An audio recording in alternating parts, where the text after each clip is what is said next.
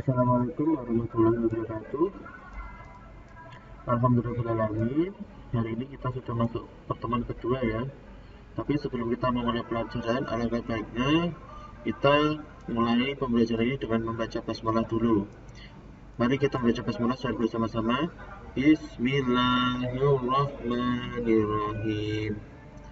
Oke anak-anakku semua, mata pelajaran ini adalah mata pelajaran tentang administrasi sistem jaringan kelas 11, di mana di mata pelajaran ini masih ya, untuk materinya masih melanjutkan materi yang kemarin.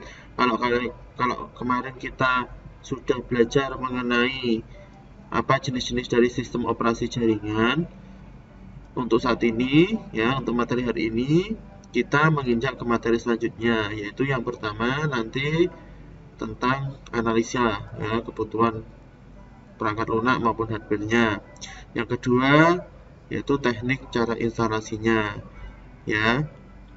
Oke, sebelumnya mungkin ada yang bertanya, kenapa kalian harus belajar tentang sistem operasi jaringan?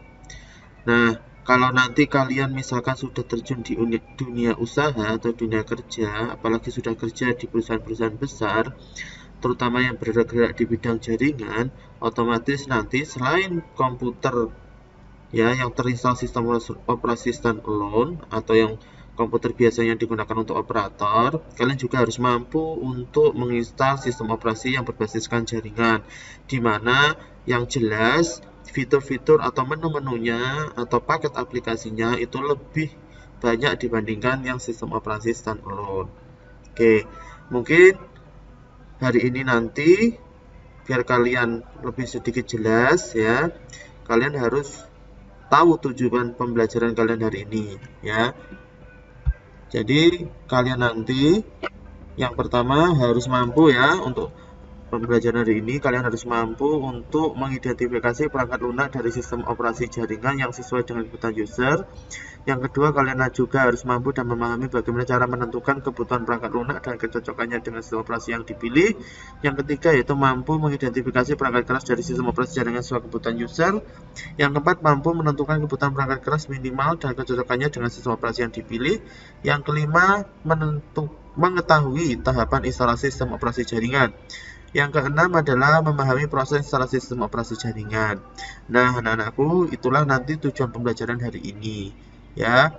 Semoga ilmu yang kita dapat dalam pembelajaran hari ini nanti mendapatkan ilmu yang bermanfaat dan barokah ya.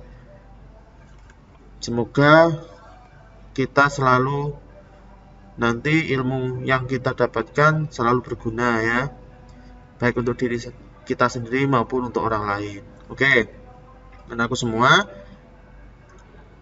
yang pertama yang kita bahas yaitu mengenai analisis kebutuhan perangkat lunak server. Nah, analisa kebutuhan komputer server memerlukan pemahaman mendalam ya tentang kebutuhan user akan aplikasi-aplikasi yang digunakan. Saat ini ada banyak alternatif pilihan aplikasi untuk satu kebutuhan. Selain memahami kebutuhan user, kompatibilitas aplikasi dengan sistem operasi yang ada juga perlu diperhatikan. Dari gambaran ini nantinya akan dapat ditemukan sistem operasi apa yang paling pas untuk diterapkan pada sistem tersebut, termasuk juga aplikasi yang akan digunakan oleh klien ya. Nah, nanti apa saja yang harus dibutuhkan untuk persiapan dalam penganalisan kebutuhan server? Yang pertama, kalian juga harus mengidentifikasi kebutuhan server. Jadi nanti kalian harus mengidentifikasi kira-kira sistem operasi apa yang kalian pilih nantinya ya. Yang jelas haruslah sistem operasi yang kompatibel dengan berbagai aplikasi yang ada di dalamnya. Ini dapat dilakukan melalui identifikasi berbagai kebutuhan aplikasi dari user. Jika akan digunakan dalam jaringan, identifikasi juga kompatibilitasnya dengan sistem operasi lainnya. Jadi kebutuhan server yang kalian gunakan silahkan disesuaikan dengan apa yang kalian atau perusahaan inginkan ya. Sistem operasi apa yang pas dan cocok ya. Jangan sampai setelah kalian install apa adanya ternyata tidak sesuai yang diharapkan oleh perusahaan. Jadi sebelumnya identifikasilah apa kebutuhan yang harus kalian pakai ya, terutama sistem operasi ya, untuk perangkat lunaknya itu apa yang cocok ya. Yang kedua, setelah kalian mengidentifikasi Dokumentasi kebutuhan spesifikasi servernya. Jadi hasil dari semua analisa kebutuhan selanjutnya dibuatkan dokumentasi, yaitu dokumen spesifikasi kebutuhan perangkat lunak server. Jadi setelah kalian mengidentifikasi, catatlah, dokumentasikanlah. Biar apa? Biar tidak lupa. Ya, selain biar tidak lupa, yang kedua adalah mengingatkan kita agar kita nanti menginstalnya tidak ragu-ragu, ya. Kalau sudah diidentifikasi, sudah dicatat, otomatis yang terinstall adalah itu nanti, ya. Setelah itu, setelah kalian catat, ya, reviewlah uji kebutuhan kalian. Langkah ini diperlukan untuk mendapatkan sinkronisasi akhir sebelum spesifikasi kebutuhan perangkat lunak benar-benar diterapkan pada server. Ya, jadi setelah kalian pertama mengidentifikasi, lalu mendokumentasikannya, lalu uji hasil reviewnya sesuai kebutuhan yang diharapkan oleh perusahaan atau belum. Ya, kira-kira nanti apa yang dibutuhkan, ya, direview hasil ujinya, ya. Oke, paham ya dari sini ya, untuk menganalisa kebutuhan perangkat lunak server. Jadi itu adalah teknik-tekniknya untuk menganalisis kebutuhan servernya. Oke, kita lanjut untuk menganalisis kebutuhan perangkat kerasnya, ya, perangkat keras dari server. Analisa ini merupakan kelanjutan dari analisa kebutuhan perangkat lunak dari server. Dari aplikasi-aplikasi yang berhasil diidentifikasi pada tahap analisa kebutuhan perangkat lunak, sebelumnya akan dapat diketahui seberapa besar spesifikasi komputer server yang akan digunakan. Ini mulai dari jumlah memori, RAM, media penyimpanan, hard disk, kecepatan prosesor, ya, dan spesifikasi lainnya sesuai aplikasi server yang akan dijalankan. Ya, jadi apa saja yang dibutuhkan dari segi kebutuhan perangkat keras server?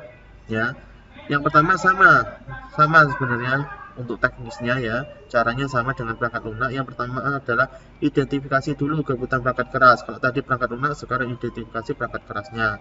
Nah, pada langkah ini setiap aplikasi server dianalisa seberapa besar kebutuhan minimal untuk dapat diinstal pada komputer server. Informasi ini biasanya diberikan oleh situs pengembang dari aplikasi yang bersangkutan. Semuanya didata kemudian diolah sedemikian rupa sehingga spesifikasi yang ditentukan mampu mencakup semua kebutuhan minimal yang ada.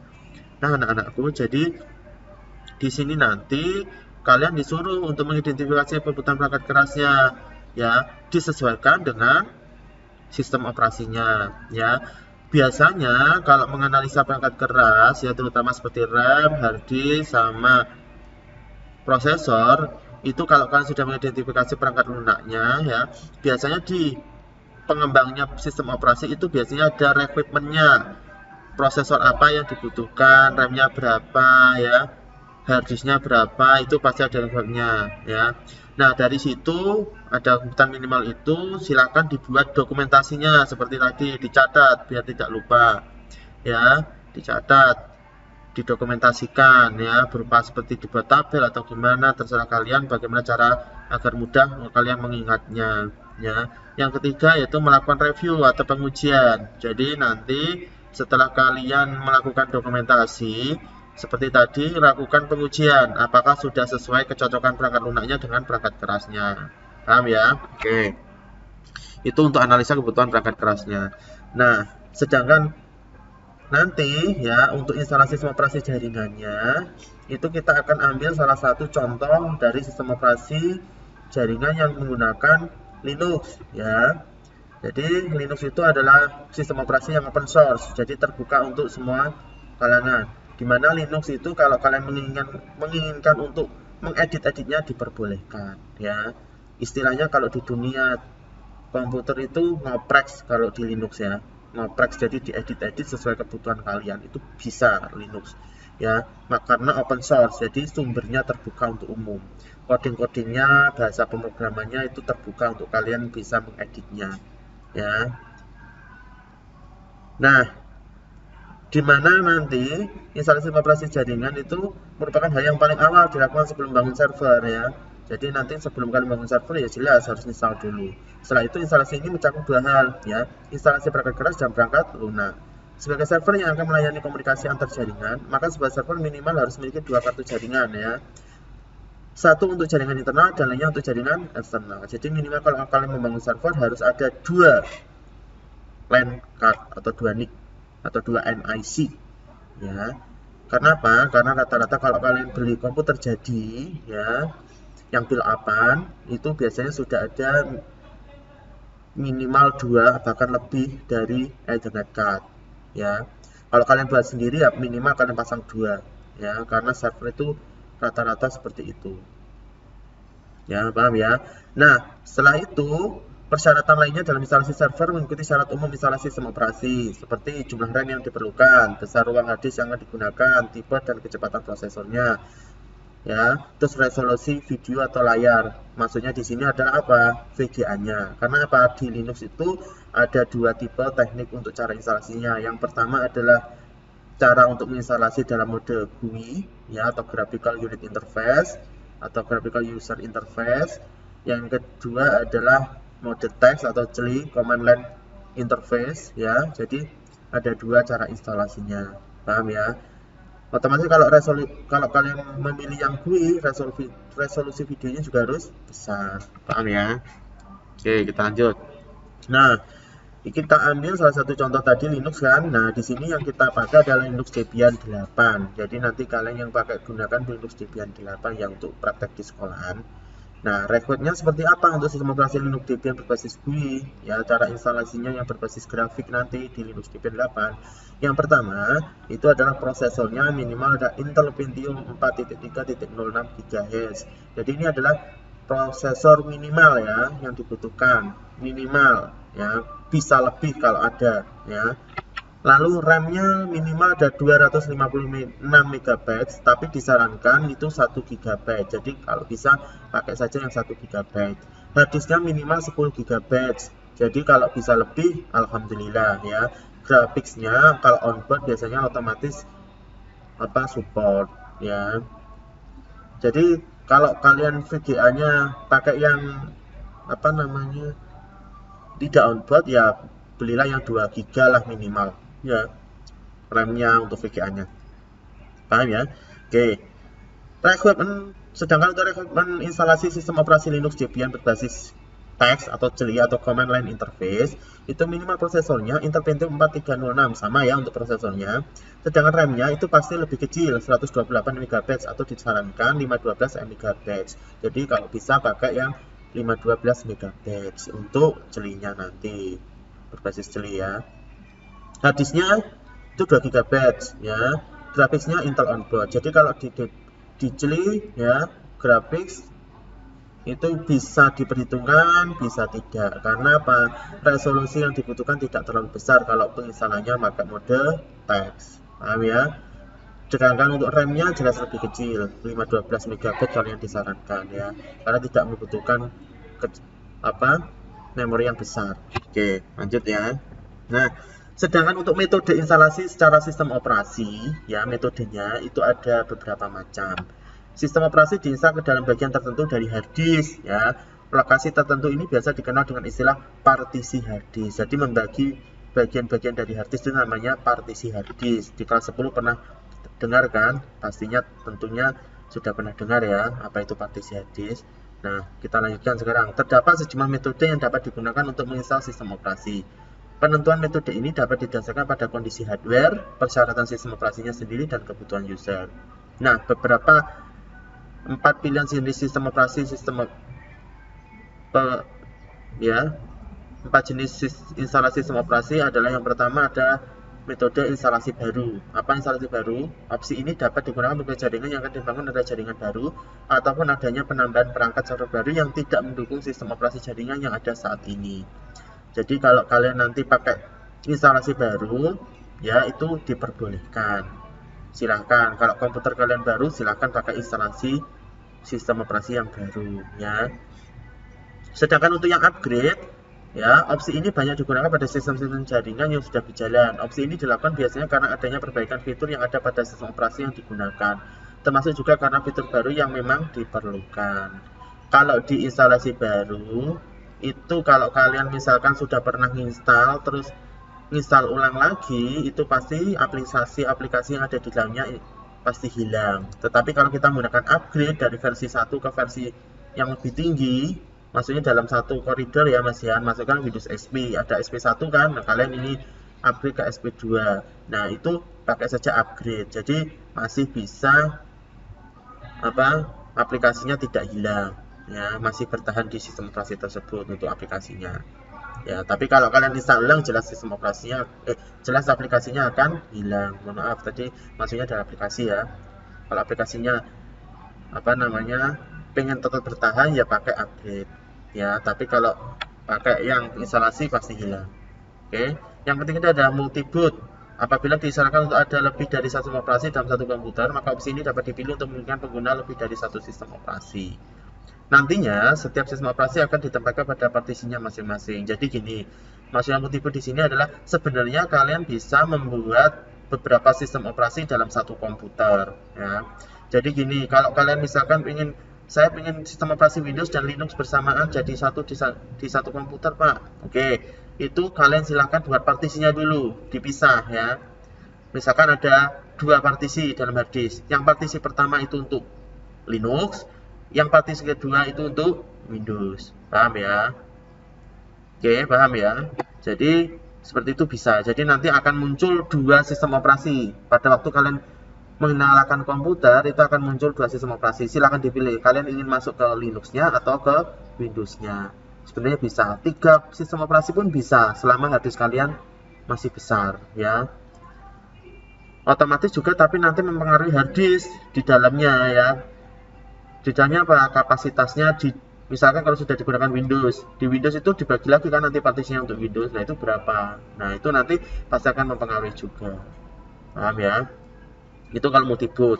Kalau pengen yang multi boot ya, jadi beberapa sistem operasi jadi satu komputer. Sedangkan yang keempat adalah virtualisasi. Virtualisasi merupakan teknik yang memungkinkan instalasi sistem operasi dilakukan di atas sistem operasi yang ada saat ini.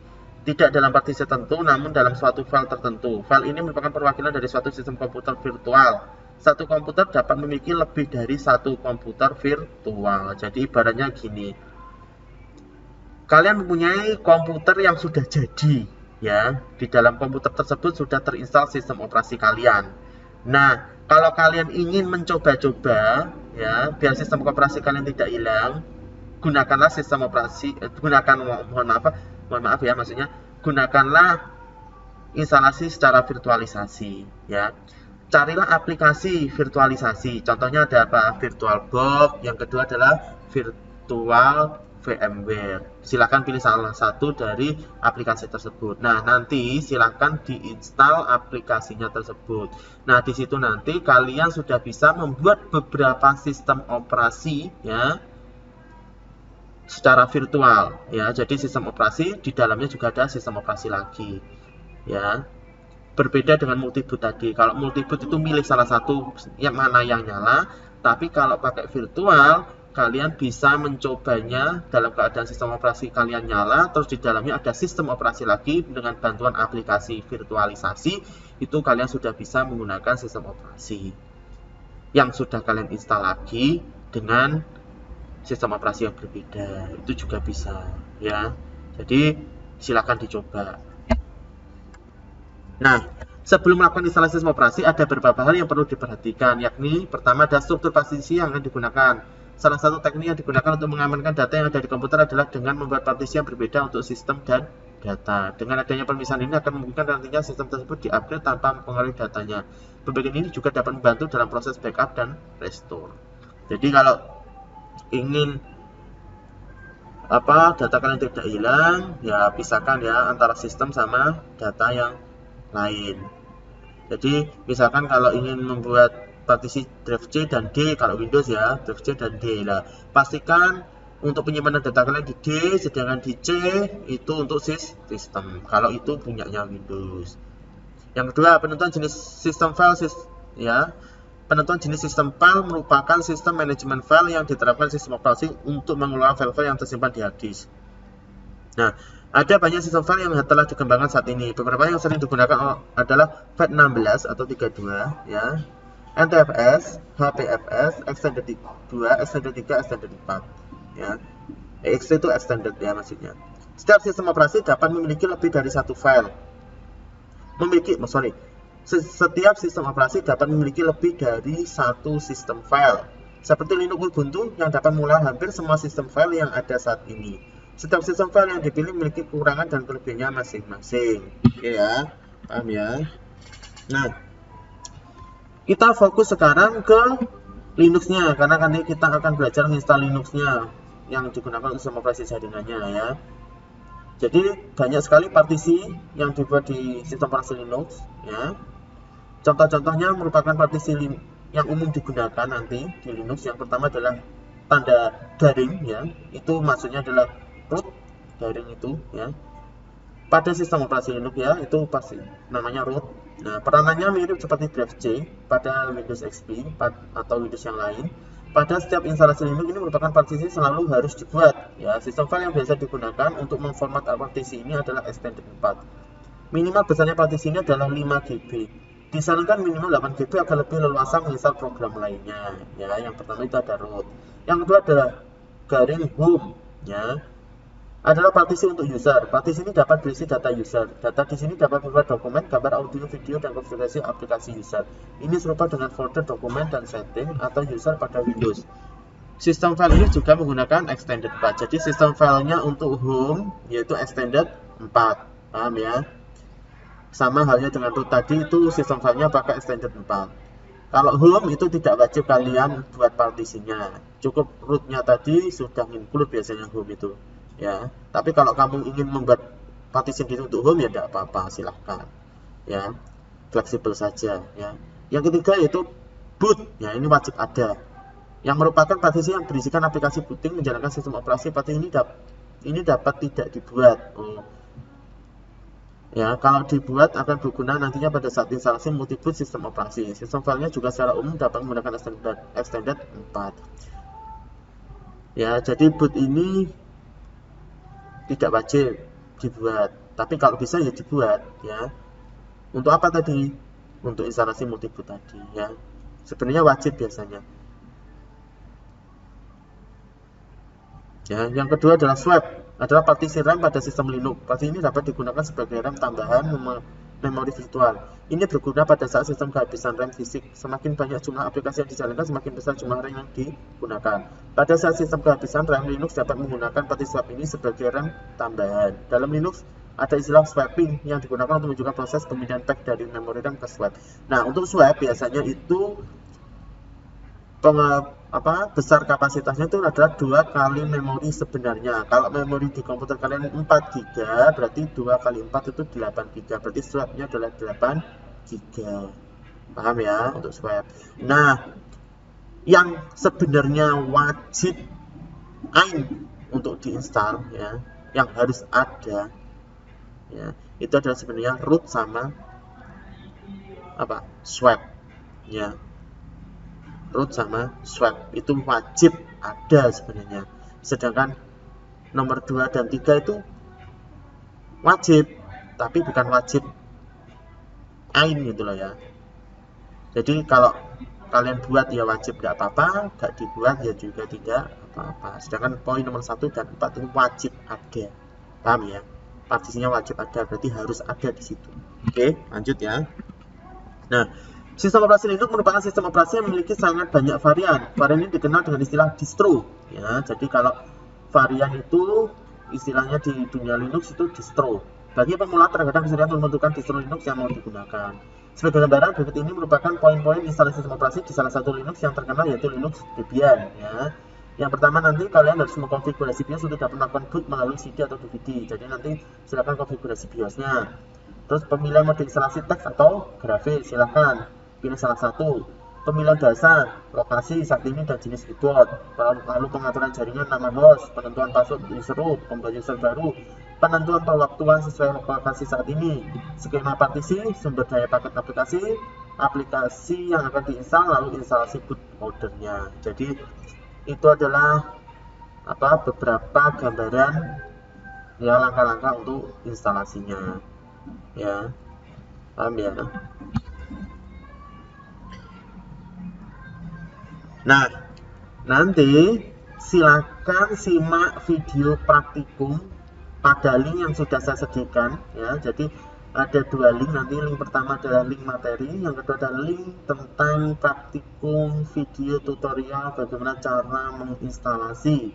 Tetapi di sini nanti menginstalasinya yang pertama dulu ya, yang berbasis desktop atau GUI, Graphical User Interface ya. Paham ya? Jadi langkah pertama kalian akan belajar praktikumnya tentang berbasis desktop dulu. Oke. Silakan nanti setelah kalian belajar materi ini, silakan nanti disimak tutorial praktikumnya. Di situ nanti juga ada tugas untuk praktikumnya, yaitu untuk sementara kalian harus mencatat langkah-langkahnya, nanti lalu difoto dan dikirim. Sedangkan kalau teorinya seperti biasa, langsung dituliskan pada formnya. Oke, paham ya? Nah, karena belum bisa tatap muka, otomatis prakteknya seperti itu dulu. Kalian mengamati, lalu membuat langkah-langkahnya. Tapi kalau nanti kita sudah bisa tatap muka dan masuk sekolah, ya, nanti baru kita praktekkan secara bersama-sama. Walaupun nanti belum bisa maksimal, diusahakan semaksimal mungkin ya.